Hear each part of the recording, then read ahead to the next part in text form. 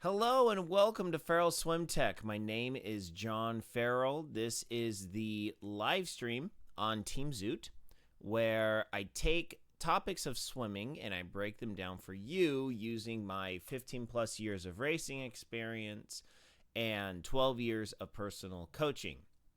So this is a free broadcast done on Team Zoot's Facebook page, but it is also recorded and uploaded to my personal channels. So Farrell Swim Tech on YouTube, Farrell Swim Tech on Rumble. So go check out the broadcast there if you're watching on those separate platforms. Thank you very much, and please like and subscribe the channel. Also, if you want to connect with me, farrellswimtech@gmail.com is the easiest way to get a hold of me. And also look up my stuff on Instagram. Still trying to figure out how to do Instagram more efficiently and actually do stuff for Instagram. So today's topic, we're not going to be really talking hardcore into technique. We're actually going to be going into theory land. Oh yeah. Oh boy, we're starting with the yawns. You gotta understand, I was at a softball field until 10:30 last night because my daughter's game got a really late start. So yeah, I'm gonna be a little extra groggy this morning, but trust me, we're gonna get through this. I promise you. There's just gonna be a couple extra yawns, and my eyes are gonna look totally blurry. I do apologize for that. I have no control over it's playoffs, so there was no finishing the game before. They were deadlocked in a tie for at least 3 separate innings afterward, and it just took forever to finish. So anyway, so today's topic is going to be about gliding. Now, you're going to, if you look up gliding, you're going to watch a lot of videos and stuff online, and people swear by gliding. Oh, gliding is just fantastic, wonderful. Everyone should be having long glide arms. It's so efficient and really, really it's the best thing for you. Well, I'm going to buck this trend just a little bit in terms of saying all glide all the time. You must glide. Gliding is fantastic. And I'm going to mathematically show you that simply toning down the stroke rate and continuously stroking is going to be better for your overall speed and honestly your energy levels. Okay, now 100% I can't guarantee the energy levels, but I'm going to talk about speed. And what actually goes into generating speed in the water. And as I mentioned on the Facebook post, yes, we are going to be diving into the area of calculus. We're going to actually talk very generally about general concepts of integration, because in dynamics we learned that it was like speed, velocity, and there was one other thing. I can't remember the other one off the top of my head, but they're all related through calculus, where you can differentiate and integrate between the equations and you wind up with the next equation. So we're going to introduce the idea of how calculus can explain this. Very generally, you're not going to see an integral sign today. Trust me. If you ever see a triple integral, shoot first, ask questions later. It's a math term, so that's a joke, okay? But Jack Bauer did say that. So now that's another story in and of itself. So what we're gonna let me kind of show you what we're talking about here. We're gonna pop on our analysis scene here. So if you're looking around shorts, you're gonna see guys like this. Oh, this is what 10,000 hours of practice looks like. Oh, this guy's stroke looks so good. You know, you're gonna see videos. You're gonna see where. Let's see here.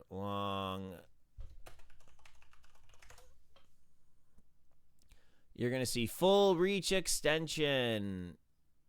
You're gonna see people that swim like this. Long long. So basically, long catch-up strokes. You're going to see a lot of stuff like this.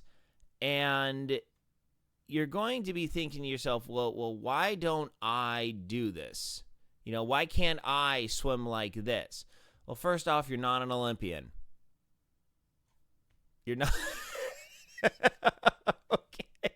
When you watch videos like this, you have to understand these are all professionals. A lot of these people are people that are faster, are as fast or faster than me. Okay? These are people that have been swimming a very long time. These are people who know 100% how to move their body and truly make a long stroke. Now, it's not there are some good merits to this, okay? There are some reasons why you would want to do this.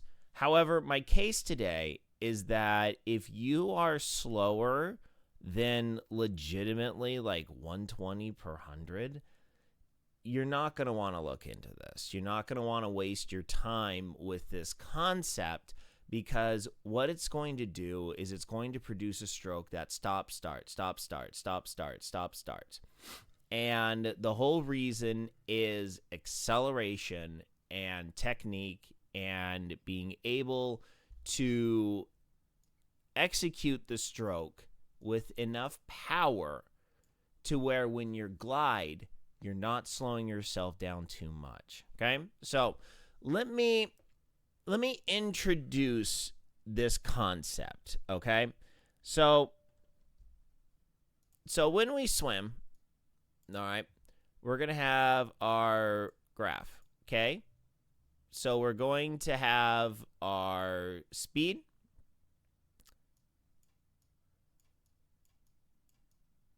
We're going to have speed on the X, and then we're going to have drag over here, okay? So then, first thing we need to understand is, okay, so drag force. Okay, so first concept we need to understand is when we introduce speed, we introduce drag forces, okay? So basically it kind of goes, you're gonna go up to a certain point and then you're gonna level out on drag force, okay? Because because the drag force is pushing against you. You swim forward, the drag forces push against you. So you got water pressure that is pushing on all parts of your body that are not 100%, that are, pushing against the water. Drag force is a function of how much surface area you're going through the water. So just kind of remember our discussion. Your body is going to look roughly like this, okay? So then all of this stuff is drag. Everything that's below the water is drag. So this is stuff that's actively pushing you backwards, okay? You're trying to go forward, and you're idealized as a circle, okay? With a little part above the water, little part below the water. Some people, let's be honest, they're all the way underwater.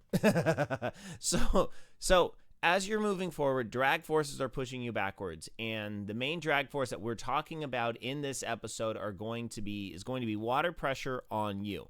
Not talking about current. We're not talking about anything like that. We are talking in a controlled environment in a swimming pool with zero current whatsoever. You start moving, water pressure is pushing you backwards, okay? So that, and when you're not moving, there is no drag force, okay? So these are general topics we need to understand before we get into this discussion, okay? Because if I start launching into this, I'm going to lose a lot of you. So let's kind of get some baseline concepts understood before we move on. At zero speed, zero drag force, okay? If you sit in a pool with water, you're not moving backwards, okay? So zero speed, zero drag force. However, when we start moving, we're going to start experiencing a drag force, and then that drag force, unless we add to the surface area that is pushing forward, we're going to maintain a very constant drag force throughout the entirety of the stroke. Okay? It's not like if we go faster, our drag forces dramatically increase. That's not possible. Okay? So, so we're going to take all that out. Okay? So now what we're going to talk about is acceleration versus velocity. Okay? So we got velocity and acceleration. Okay? So acceleration is when we put our arm in the water and we pull it backwards. Acceleration is when we start our kick and we keep moving. Okay? So, as we oh crap, I didn't think about this. I didn't think this one part through. Let's see. So, when we start an acceleration, we're going to kind of level off our acceleration, and we're also, yeah, that's our position.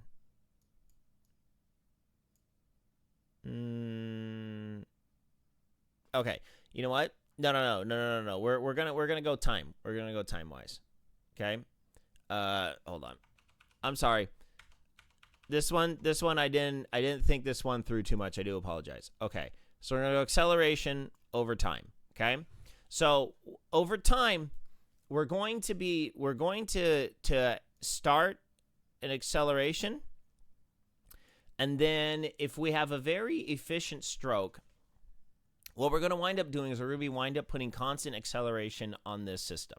Okay, so what you wind up doing is you wind up getting into a groove in your stroke. You get up to your pace. Your acceleration per stroke will become constant. All right. So you're going to constantly be putting acceleration in the system. So we're going to come back. We're going to come back to this. We're going to come back to this, okay? Because this is going to be very important. So now what we're going to do is we're going to talk about velocity and time, okay? So what we're going to really be discussing today, and now I'm going to use a video. Let's see here. Yeah, I'm going to use a video from someone that I'm working with. They shall remain nameless. What the? Why? Hold up. Something's not right here. Oh. No. Okay. So we're gonna use this video. This side one. Okay. So I'm gonna illustrate the topic that I'm talking about. And here we go. This is a really, really short video. So you're gonna have to kind of bear with me. But what we're gonna watch is we're gonna watch a swimmer swim, stop, swim, stop. And you're going to kind of see the concept that I'm talking about. Oh, fiddlesticks. This is the one thing that I don't necessarily like about VLC.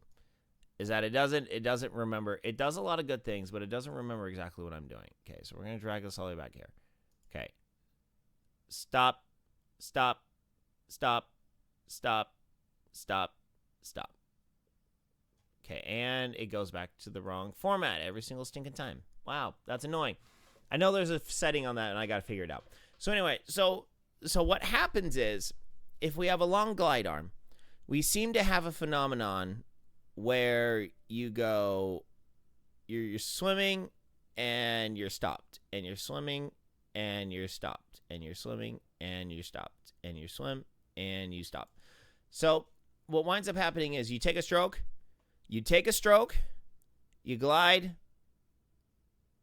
you take your stroke, and you get up to a speed, and then you glide, and then you come to a stop. And then you take another stroke, and you have a velocity, and then you glide, and you come to a stop. And again, and again. So this phenomenon is very, very common with new swimmers, and I'm seeing more and more that it's associated when, number one, they try and do catch-up stroke, or number two, they try and have a long glide arm. And I've actually had a person who had this happen to them, and that one person messaged me back, and I said, you need to have a constant pull. You're literally grinding yourself to a stop every single time you take a stroke. And he comes back, he goes, well, I learned this through effortless swimming, and it works really well for me. I'm like, not at 2 minutes per 100, it don't. That's not working for you, okay? If you're stuck at 2 minutes per 100, whatever you're doing isn't working, and we got to figure out ways to modify the stroke to where you're actually getting more speed. Because like I said, my overall theory for this channel is that if you actively work out multiple days a week and you're actively training for triathlon, there is no reason why you cannot be a 145 per 100. A 145 per 100 is 100% very obtainable. 90%, very, very few people I have ever seen go slower than 2 minutes have a perfect stroke. There's always a massive stroke deficiency, and our drag forces usually, especially if you're over 2 minutes per 100, our drag forces are grinding us to a halt on nearly every single stroke, okay? So let's talk about this. So actually, we'll just bring that down. We'll come back to that. All right. So what we're going to do is we're going to kind of set up a scenario here, and we're going to really talk about what this is and why this happens, and we're going to use math, okay? So new speed equals acceleration plus I'll shift this around. Don't worry about that. Speed minus drag forces.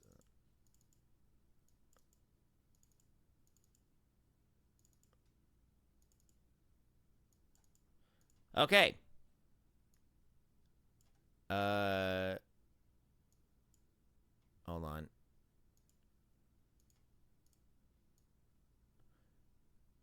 Congratulations. You're looking at a calculus equation. Okay. So I'm just going to leave it like this because this is a lot easier to understand, okay? So you have new speed equals the amount of acceleration you put into the system plus your current speed minus your drag forces, okay? It's a lot more complicated than this, but this is the general idea, okay? So let's just say here, you start at your current speed is 0, okay? All right? So you have your new speed. So if you have 0, and if your acceleration is 0, your drag forces have to be 0. Okay? That's just the way this works. If you have no speed, you have no drag forces. All right? So then, therefore, your new speed is 0. That's you sitting in the water. That's you sitting in the water not doing anything. That's you floating on your back. Okay? There's no acceleration, there's no current speed, and there's no drag forces. Okay? So this is so that's stationary. So that's your stationary condition, is where everything is zeroed out, okay? So let's talk about starting stroke. That's going to be our next one, okay? And I am 100% using arbitrary numbers. We're just going to make this as simple as possible so you understand what's going on. So let's say at your starting stroke, you're going to have a new speed of, we'll say you're a 5, okay? So you're a 5, 0, and then once you start acceleration, you're going to have a -1. You're going to have a 1 in the drag forces, okay? Acceleration plus current speed minus drag forces, okay? So then let's just say that your new speed is 4. Like I said, we're going to keep this thing real simple. So then we're going to go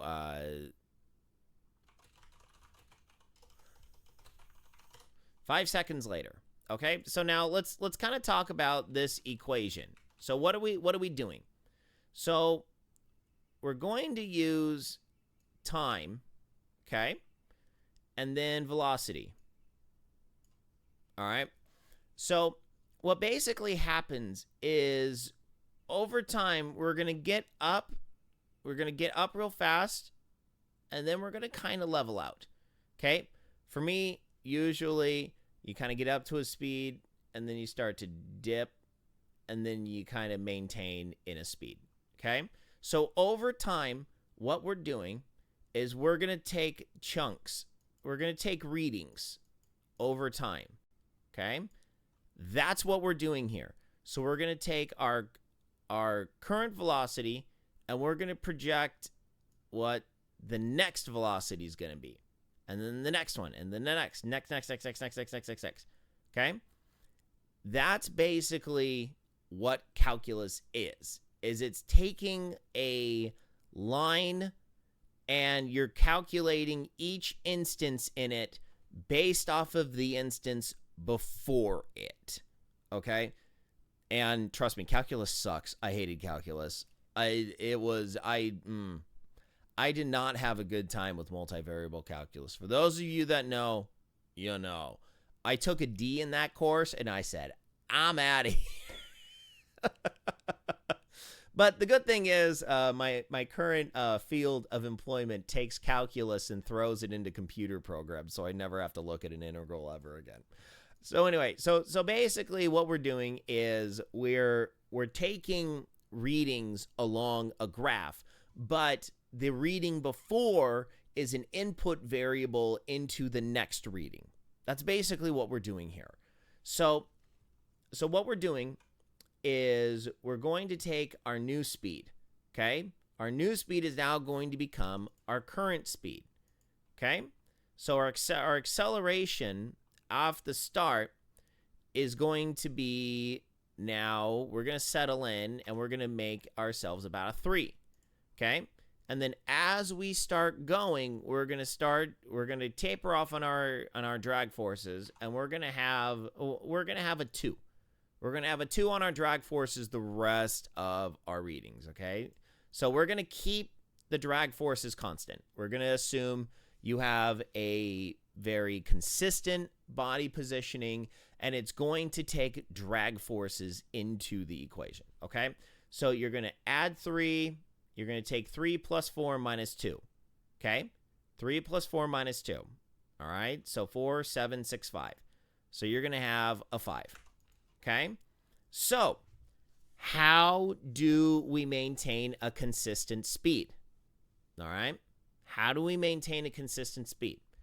Basically, what we have to do is we have to take our acceleration and we have to subtract out the drag forces, okay? So what we're going to do is if we want to maintain a steady state, so 5 seconds later, so a steady state, what we need to do is we're going to take our previous acceleration and we need to at least be adding in 2 units of acceleration to counteract the 2 units of drag force. So what on earth is that? So let me diagram this out, okay? So you have a box and you want to move it forward, okay? But what happens is you have something pulling it backwards, okay? You have a tug-of-war situation going on, okay? So you need to be higher.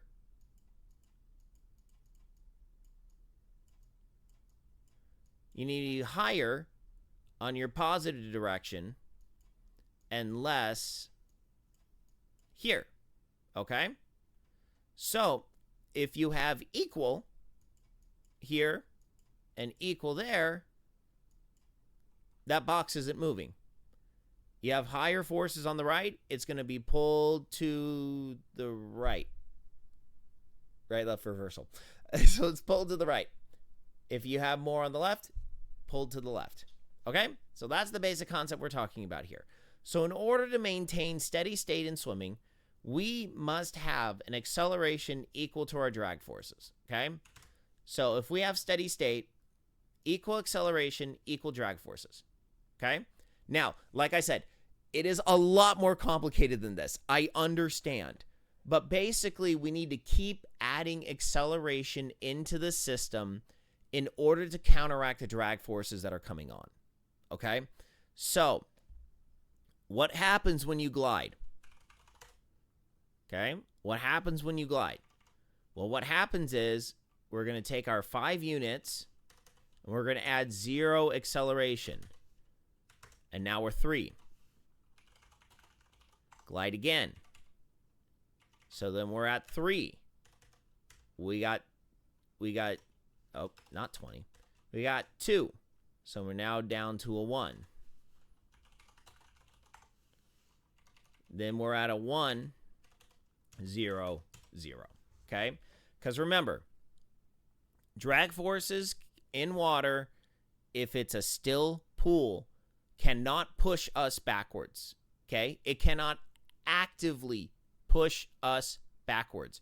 It is a resistance force. As you move forward, it's pushing you back. But once you get to a stationary state, it has no more effect on you. It only affects you when you are in motion. All right?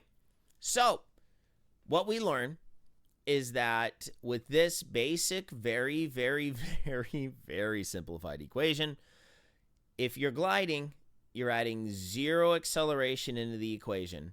Your speed drops because your drag forces are always present and always stationary until you hit to get to a 0 speed. And then your new speed is 0, no acceleration, no drag forces. You're at a stationary state. Okay? So, like I said before, this is what happens when you see yourself, time and velocity, you're going and you're stopping, and you're going and you're stopping, and you're going and you're stopping. Okay? So, what are some causes of this? Okay, why does this happen? Well, what happens is, number one, first and foremost, your acceleration is very, very small. Okay? So, what winds up happening is we're going to take all these out. Okay? So, if your acceleration, okay, so let's say you can only produce 1 unit of acceleration per stroke. If your drag forces are 2, you're going to be continuously at basically a 0. You'll get a bump, and then you go down. Bump, go down. Bump, go down. Okay? If your acceleration is very, very, very small, you're going to find yourself continuously stopping every single time you take a stroke.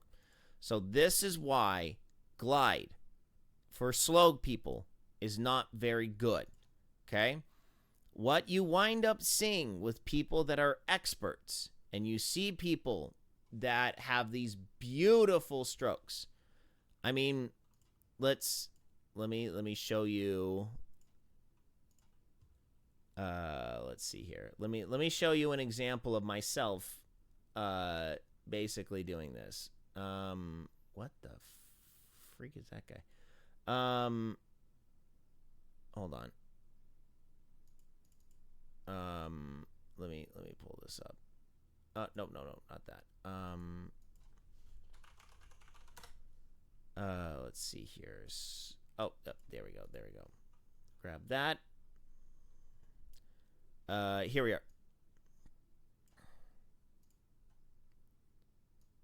So here's me basically showing this stroke. So you notice long gliding arms. I'm not slowing down. That's because I'm able to add plenty of acceleration into this system, and I have enough kick to where my kick is continuously adding more acceleration into the system, so I don't necessarily have to worry about my arms. Okay? So, if you don't have a good kick, you're going to be more susceptible to this. If you don't have a good pull, you're going to also be very susceptible to this. So, typically, people that I see that have this issue, number one, they don't have a good pull path. They don't have a good grab on the water, and they're not pushing a lot of water backwards. Number two, there is no kick. All right? So, I understand the kick is one of the toughest things for triathletes to learn. And I surmise because most triathletes are trying to bend their knees, because you do running, you do biking, you're very used to bending your knees every single time you're moving. And it's kind of hard to break that habit. You literally have to learn to move your leg without bending your knee, and using your hips, using your glutes, hammies, abdominals, lower back. It's a completely different way to move your legs. So I fully understand that there are people that have these issues. But what I'm trying to get at is, if you're looking at a question of, oh, should I learn this glide thing? I've seen videos on this. I see people do it. I really think I should probably learn this because it has wonderful benefits. I save a lot of energy because I'm not using a lot of energy. I highly recommend against this. And the reason why is, as I showed you on the graph, you wind up grinding yourself to a halt. Now, in that video of the person that I mentioned, something you'll see is the legs go super wide. Okay, so what happens when the legs go super wide? Okay, so we got our dude here. He's going to be here. Okay, so this person has an overall surface area that he's pushing into, that's pushing against him. Okay, remember, your drag forces is defined as anything that is under the water. Okay, so there's your water line. Anything that's under the water is producing drag forces on you. So you kind of idealize it as whatever's pushing against your head. Okay, so you got your arms. You got your arms that are doing stuff. Okay, now drag forces on your arms, we'll talk about that in a second. But the kick is usually one of the biggest culprits. And this particular individual that I haven't done the video review for yet, I'm working on it. For this week, I'll get it done. They kick their legs super wide. Okay, so as the leg goes up, he's pushing water forward every time. Okay, that adds to our drag forces column. All right. Oh, I just realized this. Boop. I'm sorry. I should have been paying attention. That's my problem. Let me show you this again real quick. So you got water line, you got drag forces underneath the water, and then so you have drag forces. Sorry, softball night. You got drag forces pushing against the body. You got your arms that are trying to add acceleration, legs that are trying to add acceleration. If your legs kick super wide, you wind up pushing water forward. And pushing water forward adds to your drag forces column. All right? So, number one, super wide kick. You want to keep that kick. You want to keep that kick nice and small. Okay? Keep that kick nice and small. I mean, if you watch the video that I do, you're going to see that kick is nice and small. And it's not really that big. Okay? So, number one, keep your kick smaller. You want to not induce a lot more drag forces on your system. Keep your kick smaller. And this is one of the reasons why I always advocate against a 2-beat kick. Because as you see in the video, that particular individual is basically doing a 2-beat kick. And what I wind up seeing with 2-beat kick way more often than not is kick, kick, kick, kick. Because they let the legs drift and they don't control it. So the legs wind up drifting, and the farther they drift, the more drag forces are pushing on the overall system. So now let's talk about arms. Okay? So what happens when someone does this really, really shiny? Okay? Here, hold on. Let's wait until I come back here. Okay, and stop. Okay? So I have a very, very long lead arm, and that long lead arm is only about this far underneath the surface. Okay? So, where I see people come into problems, and remember, if you're watching this live, more than welcome to hit me up in the comments. Okay? So, usually where I see people have problems is we'll have the water surface there, get our stick figure dude back, there. Okay, so they're coming back over the water with their top arm, and then they go really deep with their low arm. Okay, if you go really deep with your lower arm, drag forces. Okay, drag forces are on the system. Okay, the deeper your arm is, here, let me go back to full camera real quick. So if this is water level, the deeper your arm is, the more drag forces are pushing on your arm, okay? Because you are essentially lowering your body position if you have a very low lead arm, and then the drag forces are going to accumulate on your system. The longer you leave it very deep in the water, the longer the drag forces have to slow you down. It's time dependent. It's time plus surface area dependent. The more surface you have, the more surface area you have underneath the water, the faster you're going to come to a grinding halt. The less surface area you have under the water, the longer you need to come to a grinding halt. Because I can tell you, if I did that stroke that I showed you on my Instagram, I'll eventually come to a halt, but it's going to take a little bit of time. It'll probably take about 2 to 3 seconds before I really come to a grinding halt. But that's because I'm in a position to where I'm exerting the least amount of drag on the water. We have the least amount of forces slowing us down. Therefore, it is still slowing me down. I still have to put energy into the equation. There is no way that I could simply whee and just skate like ice. Won't happen because I have drag forces on the equation. No matter how fast you are, you're going to see some people, you're just like, they just don't stop.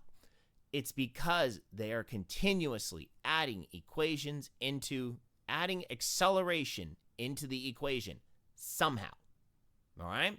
If they're not, they are slowing down. All right? That's physics. 100%. There is no way you can get around this. We use wetsuits with fancy hydrophilic coatings. We have tech suits in the swim world that have very advanced hydrophilic coating on it. And you're still got to put you can't just push off the wall and magically glide forever. That can't happen. All right? 100% no. Immutable law of physics. It will slow you down. You will come to a stop eventually. All right? We do things to reduce the amount of friction, the amount of drag. Drag will always be ever present in the system. Okay? So, what we wind up needing to understand is that what we want to do in this situation is have that long leader be short under the water, okay? The smaller this distance is, the less drag forces come into the equation. So then it's a matter of efficiency. What do you prefer? I actually kind of like having the arm come up to the surface, so then all the shunted water goes down below you and actually provides you lift. This isn't exactly efficient. I have done some experimentation and basically getting the arm very, very shallow below the water, just like I show in the Instagram post. That is very, very efficient. I like that. It works a lot better for me. Now that I've tried it. Thank you, Try It Out Pool School. Thank you, Giddy Up Coaching. Oh my gosh, I'm blanking on her name. She was at Race the Base, and she beat the crap out of me. She killed me. She killed me on the bike. Shoot, I'm totally blanking on her name. She's a San Diego native and totally friendly with Zoot. Totally blanking on her name. I do apologize.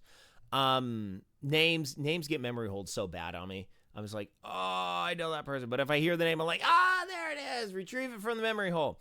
Anyway, so I just love embarrassing myself on stream, don't I? You really want to see me embarrassed? Go check my actual live stream. Gonna post a link tree in the comments below. Beep. So check out my link tree if you want to check out my other stuff that I do. Yes. So having this long lead arm is a good idea. However, if you're very slow, you're simply not producing enough acceleration into the equation to overcome the drag forces. And if you can't overcome the drag forces, you will come to a grinding halt every single stroke. So things to remedy this. Number one, add more acceleration into the equation. Watch the other videos that I've done. Watch the pulling. Watch the kicking. Those are things that you do to add acceleration into the system, okay? And then the final thing that I very much so recommend you learn to do is continuously pull. Continuously move your arms, okay? So if I'm going to show another video here. Let's go.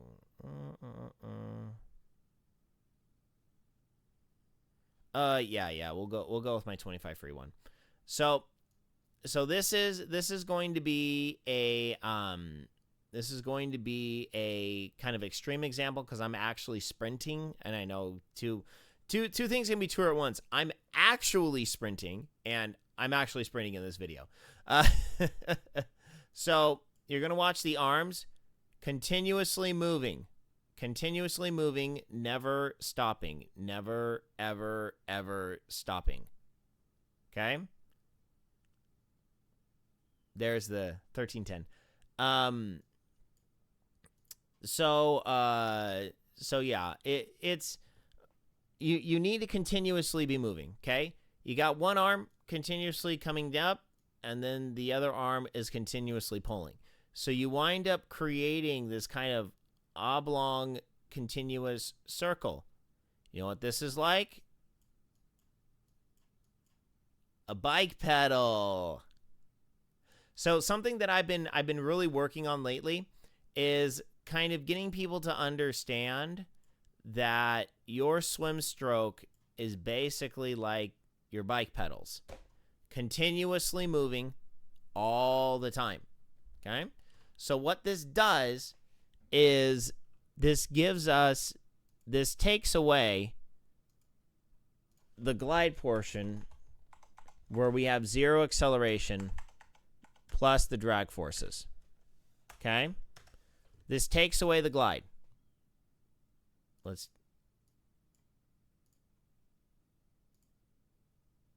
Oh, we don't want to do that. Get rid of the glide. Strike through the glide. Wow, that was dorky. So you want to get rid of your glide. And when you get rid of the glide, you're going to wind up having a stroke that is continuous. Okay? So the antithesis of the glide stroke is a continuous stroke. And all that is, and I'm going to totally hurt my back again, but I don't care. I'm doing this for you.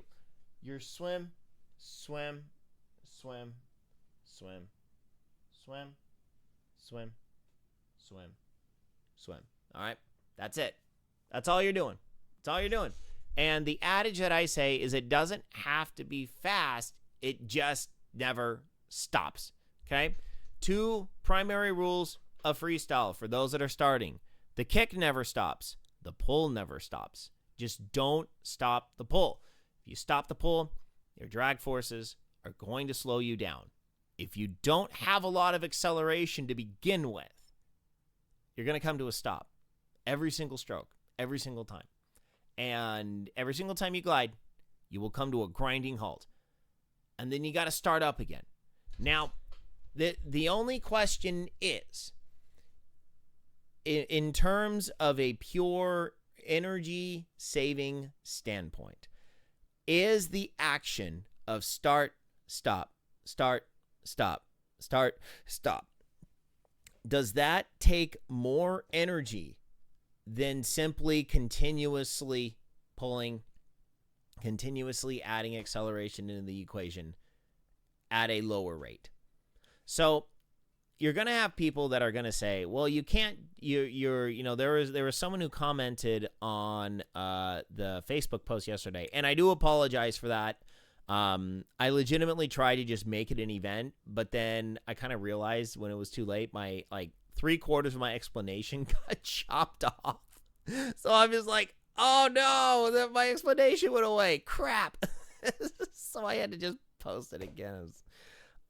I'm still learning the Facebook platform. I'm still learning how to use it. I do apologize.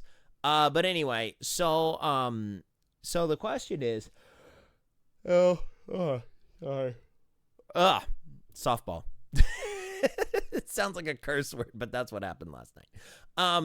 So when we're swimming, the question is, so most people say, well, if I swim continuously, I get really, really tired.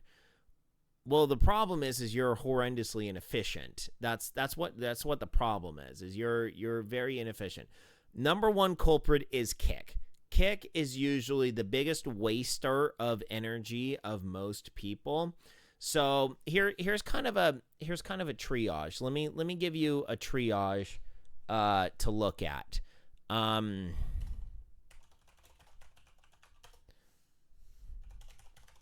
Kicking, okay?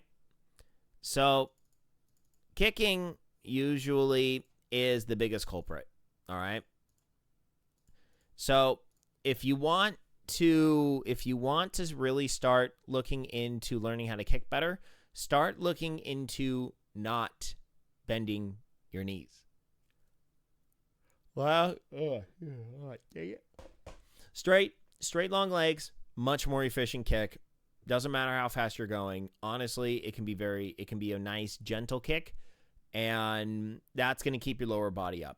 Because remember, if you're slower than 130 per 100, now that's a pretty high threshold for a lot of you. That's a very, very fast threshold for a lot of you. Your kick only needs to be not a liability. That's it. That's all you need out of your kick. You don't need a lot more out of your kick, okay? So number one, kick can't be a liability. Breathing. Are you properly inhaling and exhaling, okay? Are you breathing out outside, only breathing in with your face outside the water, blowing your air out underneath the water? Are you doing this? Okay, if you're doing this, you're pretty much on the right track. Most people that have breathing issues are ones that put their head to the side, out and in, creates a hyperventilating state. Not really good. It's going to make you dizzy, going to make you hate life. Trust me, not a good idea. Okay, so the next, no acceleration on pull. All right, your pull is very weak, and that is because you're not grabbing water. I've seen people that pull like this, basically pull with just their elbows. I've seen people with hands that duck and die. That means that they're pushing really hard with their hand. The sweet spot is about right here in the wrist. It's a very easy place to kind of focus on. You're going to focus like you're pushing something down with your wrist. That's going to be your point of focus.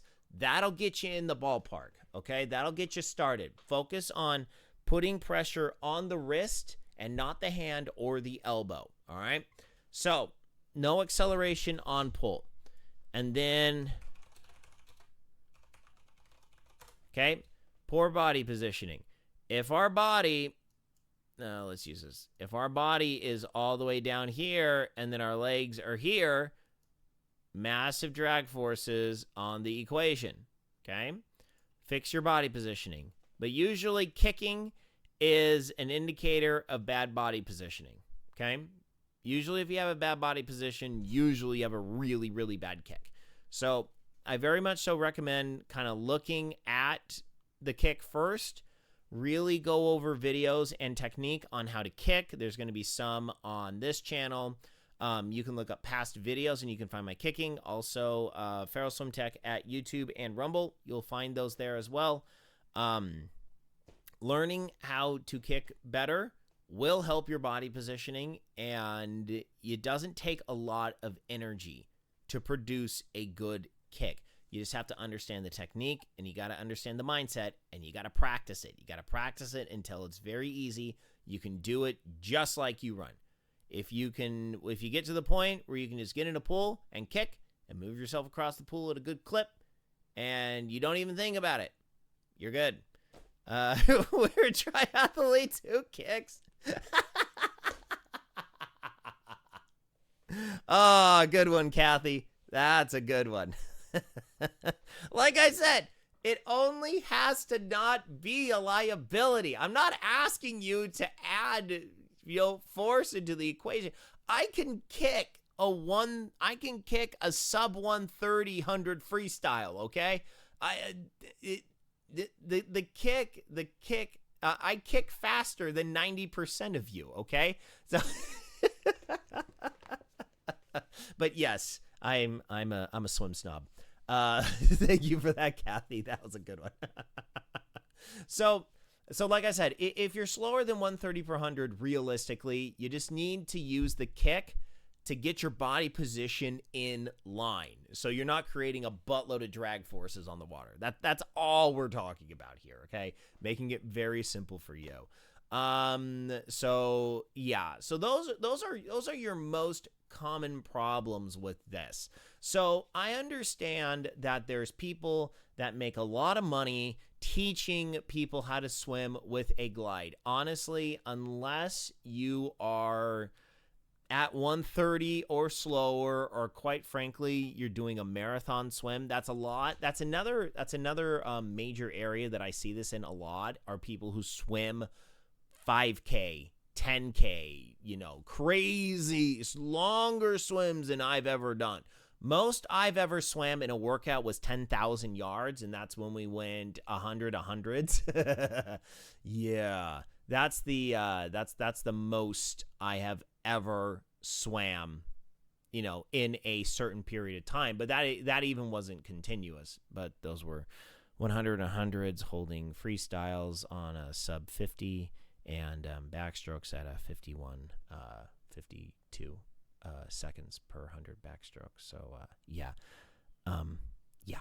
Hey Amy, how you doing? Hey, no problem with rewatching. No problem whatsoever with rewatching. I have to do this stupid early in the morning because this is the only consistent time I can get out here to do this, to do these streams.